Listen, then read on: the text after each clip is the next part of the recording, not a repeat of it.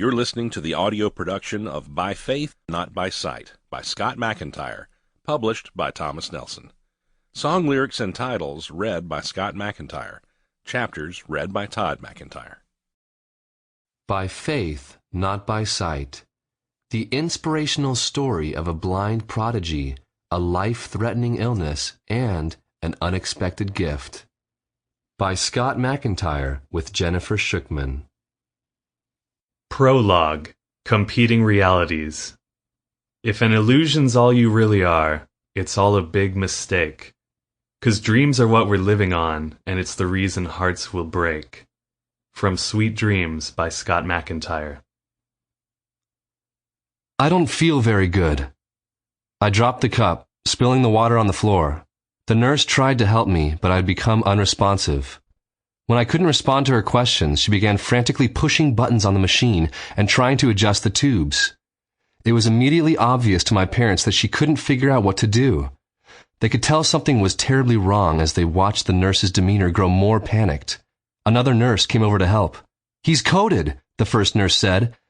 Mom, who was already standing close to my bed, moved in closer. She didn't know exactly what had happened, but she knew it wasn't good. The nurses continued to talk amongst themselves. "Check his vitals. I can't get a reading. BP falling." Mom started praying out loud. A social worker suddenly appeared by her side, as if she had been notified of an impending crisis. Mom looked to Dad for help. He was sitting about 10 feet away from her on the other side of the bed. With all of the medical people moving around, she couldn't see his face at first, but as more people rushed towards the bed and Dad stood up to make room for them, she finally got a glimpse of his expression. He was staring at me with horror in his eyes.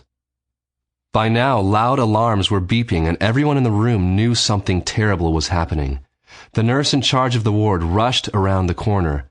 "His blood pressure's falling and we can't stop it," one of the nurses told the charge nurse. "Lord, protect him," Mom prayed out loud. "Please protect Scott." The charge nurse took my vitals and then adjusted some of the controls on the dialysis machine. Using a syringe, she inserted medication into the lumen. A tense minute passed while everyone waited to see what would happen. 2.5 years later, April 8th, 2009. I knew what was at stake. I was in the bottom two. After the commercial break, Ryan Seacrest would announce which one of us had the lowest votes, and that person would be going home. The commercial break ended, and it was time for the announcement. America had cast 34 million votes for their favorite idols, and I had the lowest total. Sample complete. Ready to continue?